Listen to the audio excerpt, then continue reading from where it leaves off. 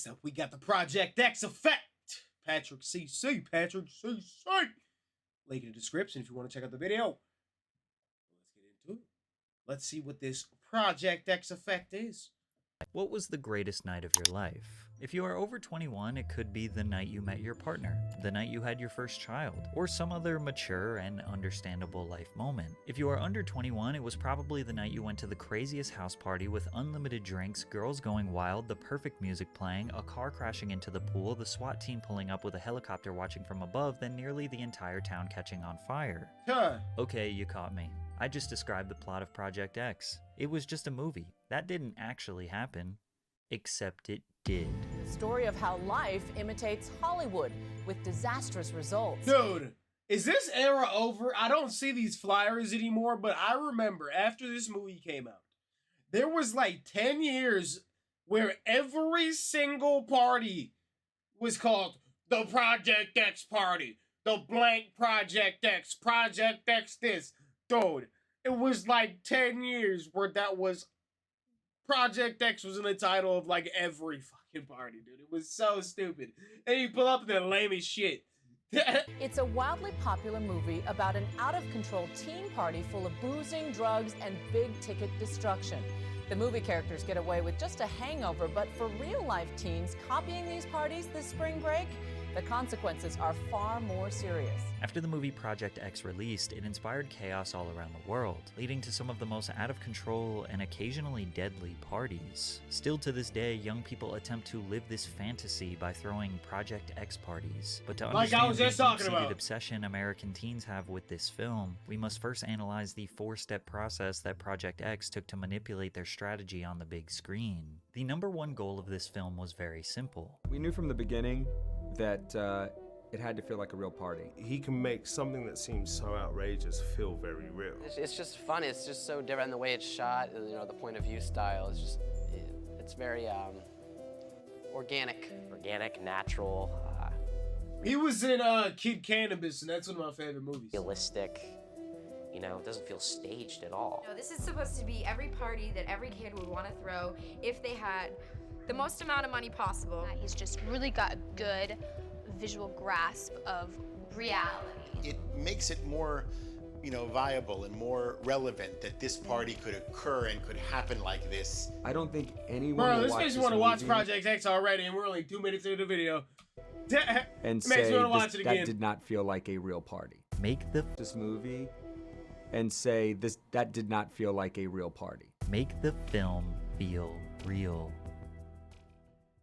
Step 1. Hire an all-star production team. Joel Silver, executive producer, also produced Die Hard and The Matrix. Marty Ewing, executive producer, also produced Blades of Glory and Holes.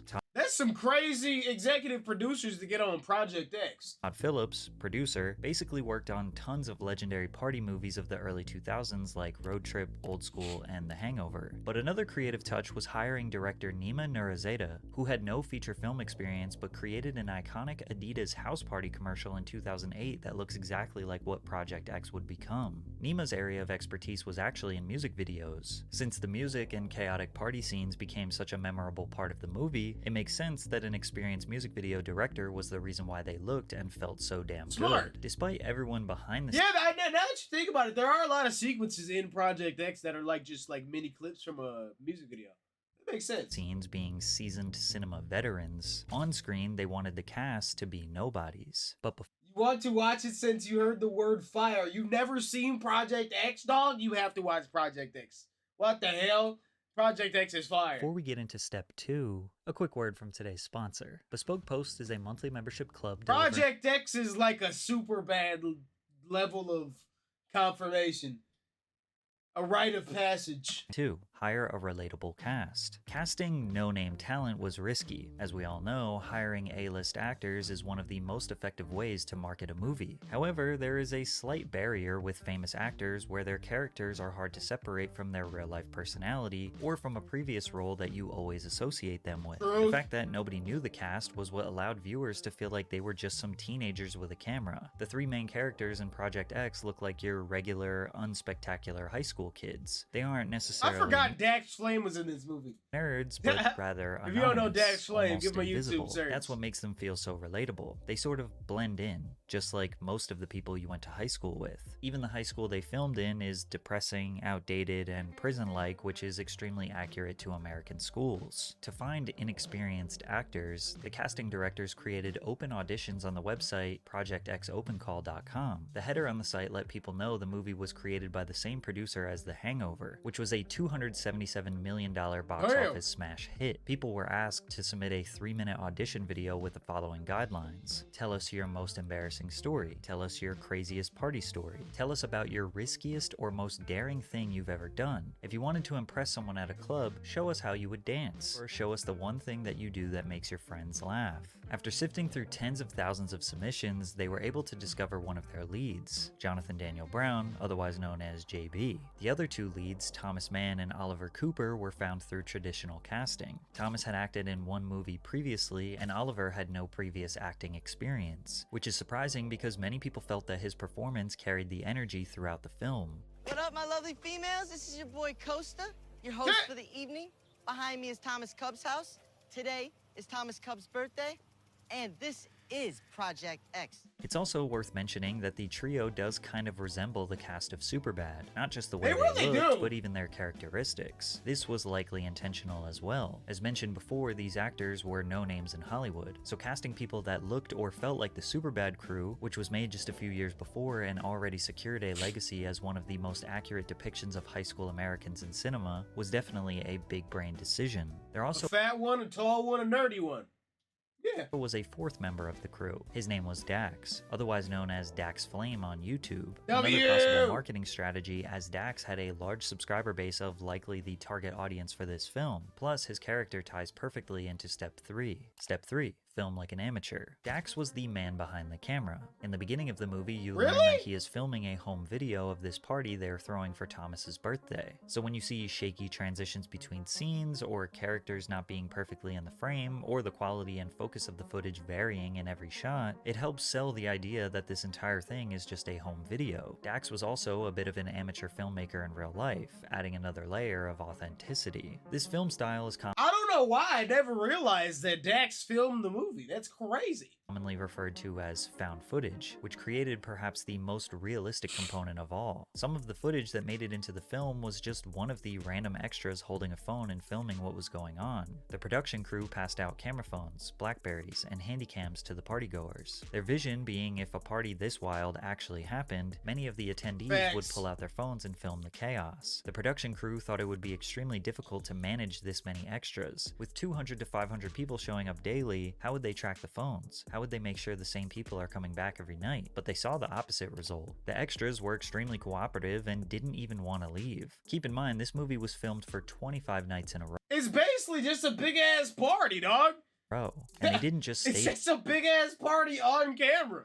Party. They were partying. There technically was no downtime. While the production team was organizing the next scene, they still had a DJ playing music. People were dancing, swimming in the pool for 25 days. Again, some of the footage you see in the film wasn't even staged. It was just the extras filming themselves actually partying. And what is a party without the music? Step 4. Create the perfect soundtrack. The first song you hear in the movie is We Want Some Party by 2 Live Crew. Does it get any more lit than that? This film is jam-packed full of music. It basically never stops because, well... Bro, this makes me want to watch Project X so bad again. I have to watch it again. When does music ever stop at a party? The music supervisor hired for this film was Gabe Hilfer, who creates soundtracks on roughly 5 to 7 major films every year. He's an expert, so when they told him the goal was to make it realistic, he executed perfectly. When he was asked about his vision for the soundtrack, he mentioned 2 major goals. One was to keep it authentic and make it feel like what these kids might really be listening to. And then 2 was to escalate the party and get into the heads of the kids and bridge the gaps between what they're listening to and the emotional feelings you're looking to have the audience feel as well. However, it's not exactly a versatile soundtrack. It's mostly hip-hop bangers that were released in the early 2010s like Trouble on My Mind by Pusha T and Blow Up by J. Cole, mixed in with classics like The Next Episode by Dre and Snoop as well as Nasty by Nas. But there are 2 EDM remixes that have been cemented in history as the Songs of Project X. Any party that existed after this film was released would not be complete if these two songs were not played. Pursuit of Happiness, the Steve Aoki remix, and Heads Will Roll, the A-Track remix. Bro, Project X did Heads Will Roll? That's what made it? That's what solidified that? Really? It's been so long, I just thought that was always a thing. These songs were strategically placed at a moment where the producers wanted to fully immerse the viewer into the climax of the night. At these moments, the plot doesn't matter. There is no dialogue. You're basically just watching a music video. These songs would go on to represent when your buzz is perfect, or your high is in the manageable sweet spot. The Heads Will Roll remix helped put DJ and producer A-Track in the spotlight. He immediately started booking larger venues and tours. Funny enough, he never made any money from the song. That Project X money must have stayed for Oh no, I make nothing on Heads Will Roll. That's a flat fee, remix fee. I got paid a very small amount in 2009. You know, how many shows did he get on? Yeah, exactly. Exactly. I mean, it would be nice because I heard it's triple platinum. After this calculated four-step process, making this film feel as real as possible, it released in March of 2012 and was a certified smash hit, grossing $100 million worldwide. Critics pretty much universally hated the movie, with publications It's fire. Don't listen to them. Critics don't know shit. Like NPR calling it a nasty, nasty piece of work. However, there was a point brought up by many critics that was definitely true, and they kind of predicted the future. Todd McCarthy from The Hollywood Reporter wrote, "The wrap-up does not spare the boys, and Thomas in particular, of life-changing consequences for their delinquency, but a certain self-justifying feel-good impulse compels the filmmakers to imply that, even if they do nothing further of note in their lives, they'll always have this." And Patrick Gamble from Cineview had a very similar opinion. What's most repugnant about Project X is its utter lack of moral consciousness, with the overriding message being that such disregard for property and community deserves little more than a slap on the wrist. At first glance, these reviews come off as old people yelling. Their whole lives got changed after this. They didn't just get a hangover.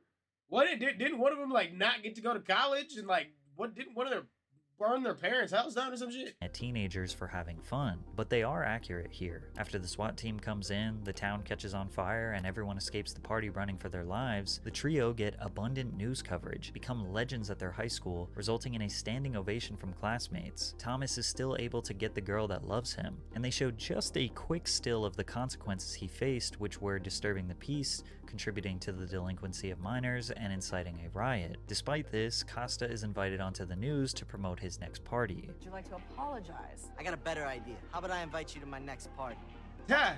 Yeah, you heard me, sugar. So is it crazy to think that a movie depicting in the most realistic way possible an epic party where the host ends up as a legend who gets the girl and a little slap on the wrist would inspire teenagers all around the world to do the same thing? If you said no, it's just a movie and everyone knows it's fake, you'd be wrong. It didn't happen once, not twice, but so many times I can't even tell you about all of them in this video. But here are some of the craziest ones. Now, it's been widely speculated that Project X is inspired by an infamous party thrown by 16-year-old Australian Corey Worthington, but this speculation has actually been denied by the producers and cast. Because it's based on real people, like that Aussie guy, that Corey Worthington parody. Not really. I mean, it's kind of. No, this is really.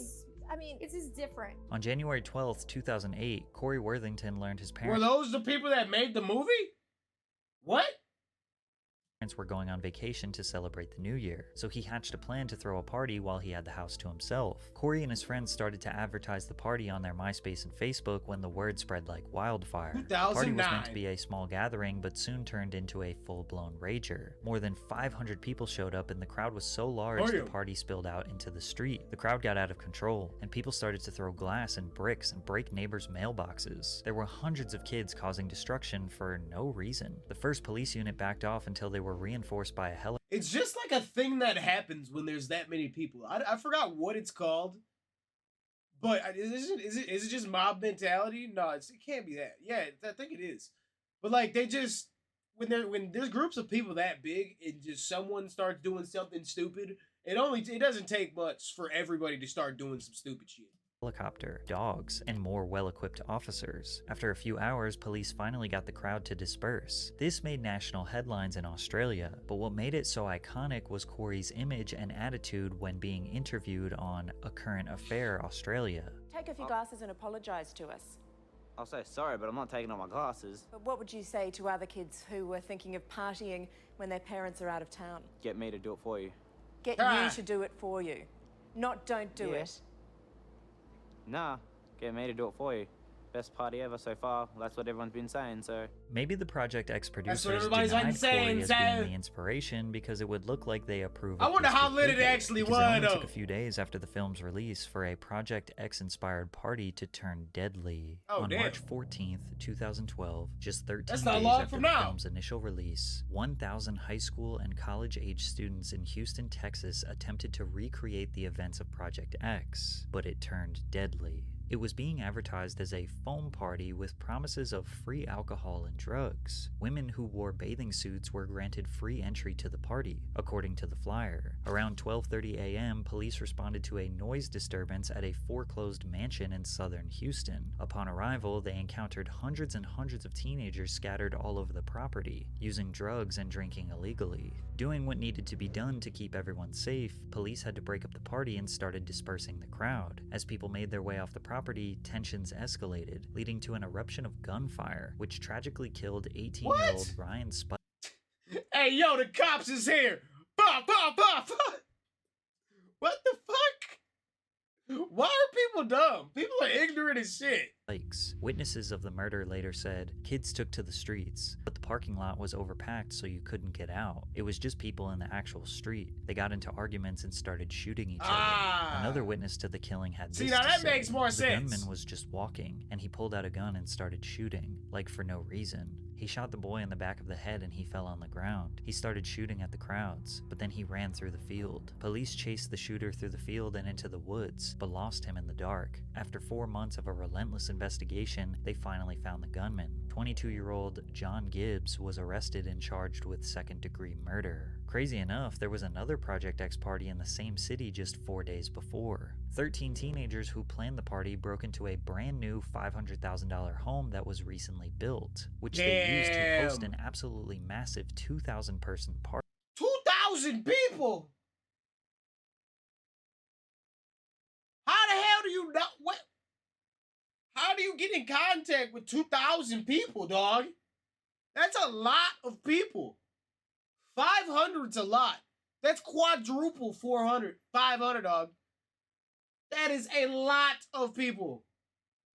Party. During the party, the insane crowd broke nearly every window in the home, put holes in almost every wall, ripped doors completely off the hinges, and left empty bottles of liquor everywhere. Among the bottles, sheetrock was across the floor mixed with the glass. All of this destruction managed to cause a grand total of $100,000 in damages. The building owner compared it to being hit by a tornado. What's mostly crazy about this particular party is that the host may have gotten away with it if it wasn't for a private investigator named Mark Stevens. Mark Stevens was hired by the builder of the home that was Why have I heard this dude's name? Is he like a famous private investigator or some shit? destroyed to investigate who threw the damaging party. When asked about the incident, he said, "Look at what happened here. The parallels are just uncanny. It was a copycat. They did everything they saw in the movie." The day after the party, Mark came back to the home to investigate, and at the time, Mark noticed another empty mansion down the street was having a party. Suspecting it was the same host, Mark called the police, and the group of 13 responsible for setting up the original party were taken into custody. When they asked why they did it,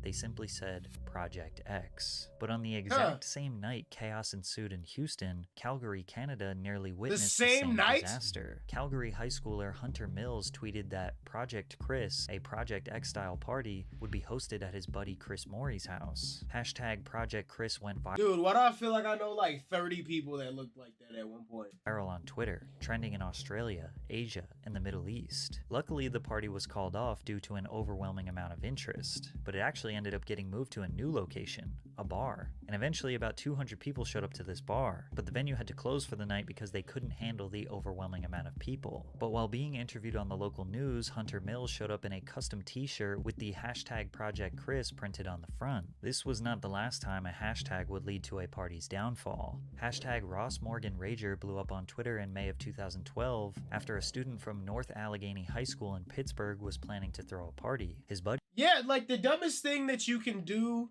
if you're gonna have a big ass party like this is broadcast throughout the internet, cause like the police got the internet too, dog. If random people are finding it, the police got the internet too, dog. Police tweeted the hashtag #RossMorganRager, and within Like, there used to be car meets. There used to be car meets I used to go through all the time. They used to be big. There used to be like a few hundred people, a couple hundred people. And they used to, they had to start making like private, like they had to make like the meetup spots, like the chat private, because the police kept finding a way into the group and finding wherever it was, just because of the internet. hours, it was trending internationally. Word spread throughout the entire city within hours, and every kid in Pittsburgh was planning on attending The party. best car the I've following days, seen? high school teachers That's were a ordered to hard read this question. email aloud to their classes. Bottom line, There's there is several no party different at Ross's categories of a house. good The local car. police are aware of the rumor. Ross's parents are aware of the rumor. Every effort via Twitter has and continues to be made to expose the rumor as a hoax. Ross Morgan and his parents had to vacate their house for the weekend, and they even had to hire an same off-duty thing. police officer to watch the house while they were It wasn't a lot of luxury cars near me. It was a lot of niggas with Hellcats, and then a lot of people with built cars. There was a lot of built cars around me. A lot of built cars. gone. But Ross secured his legacy when he went on the local news to praise his classmates. What it has done for the school is truly amazing. Everyone now is now friends, which what we thought wouldn't happen with less than 20 days left of our senior year. It has brought us all together. I'm sure by now you're noticing a trend of all these parties following the same exact plot as the movie. Someone wants to throw a party and their buddy spreads the word via text or social media. Then it gets out of hand. But the key part is getting on the local news afterwards, just like the movie, to certify your legacy. However, for this Utah teen, her interview on the news wasn't 'Cause you're in Utah, cut! That was stupid. That was dumb. Utah don't play. celebratory because her party led to 5 people being gunned What down. the fuck? In March of 2012, That's not what I was insinuating. But, okay. 16-year-old Destiny McCubbin's parents were going out of town and she decided to take the opportunity to host a party. She was quoted saying she wanted the party to be like Bro said, Project who lives in X. Utah? The North Salt Lake City, Utah teen said goodbye to her parents on Friday night and she invited around 50 people to her house. Then 170 showed up. Neighbors complained, but only asking her to keep the noise down. Little did Destiny know members of the Norteños gang showed up at her party. Their rivals, the Eastside Longos, heard the Norteños were at the party and decided to confront them. Destiny tried her best to prevent the situation from escalating, and when she opened the front door to ask them to leave, things nearly got deadly. And as soon as I opened the door, they just started shooting. This guy just started shooting and it hit me in the foot. As Destiny sat on the floor bleeding profusely Got from Meg her Thee foot, Stallion. she said, "I was just in shock. I couldn't believe what was going on. And everybody was running. It was all my fault. I shouldn't have thrown this stupid party." 3 of the victims were treated at the hospital and released shortly afterwards, but a 4th person was more seriously injured. Evan Ward, a 19-year-old, was shot in the throat but Ooh. miraculously survived. A Oh, month damn. later, Clearfield Nigga City survived? Police announced that they had arrested 2 shooters. He looked like the dude from On My Block, that Netflix show. He looked like the dude older brother. Spooky. 19-year-old He like Mark Spooky Anthony from On My Pisana, Block. a Norteños gang member, and a 15-year-old boy who was a Eastside Longos gang member. However, the closest anyone ever came to replicating Project X was called Project P, which took place in Macosa County, Project Michigan, P. and ended with the most memorable post-party interview of them all. 2,000 The in Project attendance P again. That is... How do you get 2,000 people in the same spot without like several weeks of planning?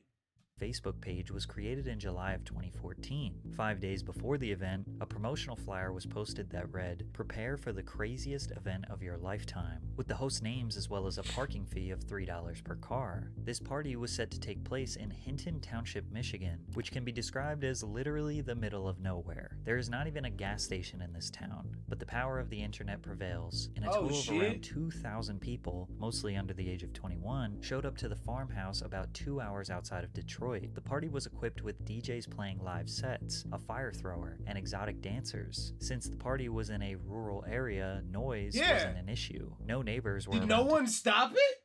Yo, this kind of sounds crazy.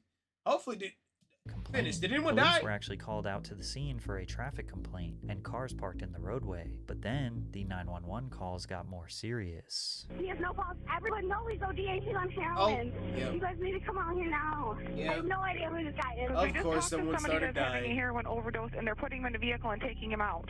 Are they not? Man, it's not that kind of party, bro. It's not that kind of fucking party, man.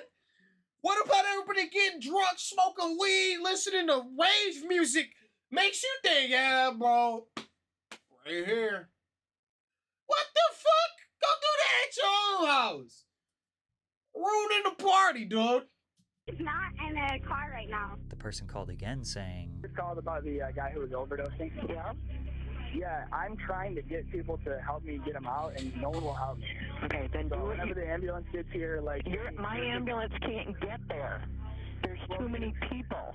Unfortunately, the dispatcher couldn't even help them. Although it's easy to criticize law enforcement and public safety officers, a remote town like this is they're in not the middle of equipped with the nowhere. There's useful like one ambulance. Forces to service It probably there was probably one ambulance and like 4 cops on duty. people, and the road being blocked just made it that much harder. After the event, 6 people had to be hospitalized from drug and alcohol overdoses, and 1 man broke his neck after falling off a roof. What? As if it couldn't get any worse, there was a report of 4 men carrying off 1 girl and taking turns assaulting her. Police arrested 3 of the organizers named Daniel Mincer, the birthday boy, Brittany Johnson, the social media promoter, and James Taylor, the homeowner. In the state of Michigan, they have what is called a social host liability law. The law states anyone who provides or sells alcohol to a minor can be held criminally liable. However, they can also be held civilly liable. If a minor who was served alcohol causes someone's injury or death, the person who served them can be held responsible for compensating the injured for their damages. So if someone leaving the party as a drunk driver smashes their car into someone's home, the host of the party can be criminally charged. Also, another law that actually landed the 3 in custody was that they were collecting money for parking and serving alcohol. When you collect money and serve alcohol without a liquor license, that is a crime in Macosa County, Michigan. Despite all the repercussions the host faced, he did not seem to care at all. I didn't force anything down anybody's throat. I didn't make anybody stay here until 7 a.m. or 11 or whenever it is everybody finally left. I didn't make this kid pass out on my floor. I've seen this! I've seen this! Holy shit! That right there, I cut the first like 10 seconds, but that clip where it pans down, bruh. I didn't make this kid pass out on my floor. Or whenever it is everybody finally left. I didn't make this kid pass out on my floor. People wanted to be here. That was their decision. And if you're a parent that's got a 14-year-old child that's been able to be at my house all night, and according to the police, there was a lot of them here. So I think some parents should do some reflections on their parenting before they start getting mad at me. You say to anyone who says you're responsible. I am. It's my house. You gotta deal with it afterwards, but apparently it was worth it. And just like in the movie, he received nothing but a slap on the wrist. After taking a plea deal, he does not have a felony. I mean, yeah, because at the end of the day, nigga, all you did was host the party. Nigga, just like you said, he didn't force nothing down no one's throat. He didn't make no one do nothing. He just said, hey, slide, cut. And then too many people slid. On his record. He just has to perform 80 hours of community service. Our expectations for the morality and decision-making skills of teenagers my are fault some motherfucker want to do heroin at the party, cut. Manipulated and often make mistakes. Now, is Project X to blame for these parties? Don't do heroin! Probably. But the media outlets are just as guilty. These news outlets spend all of their time comparing the parties to the movies and love pointing their moral superiority finger at the kids. But clearly, they never finish watching the film, because they still fell into the trap of inviting the teenage host onto the news. And the reason they invite the host on is because they need to. They profit off delinquency, crime, and hide it under the guise of it being news. But in reality, they want this stuff to happen so they can boost their ratings and make money. These kids throwing these parties are clearly not trying to hurt anyone, nor are they trying to cause chaos. But their dumb teenage brain told them that this will make them a legend. And for a lot of them, kind of worked, because their post-party interview on the local news cements them in history as one of the most epic party throwers of all time. This movie even inspired me to make a Project X style song and music. W Patrick CC. Another Patrick CC banger. If you enjoyed the video, the link's in the motherfucking description. Go drop Patrick CC in the subscription and let me know what y'all thought about the video in the comments.